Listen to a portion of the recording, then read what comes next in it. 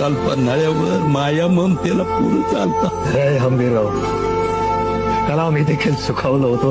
हे लेकरू आम्हाला येऊन असं बिलगलं ना. अनेक वर्षानंतर आमच्या पोराला असं कवटाळलं आम्ही.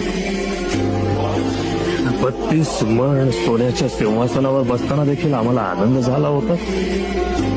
पण आपल्या पोटच्या पोराला असं कवटाळताना बापाला किती सुख होतं, किती आनंद होतो, त्याची तुलना कशी करायची हो?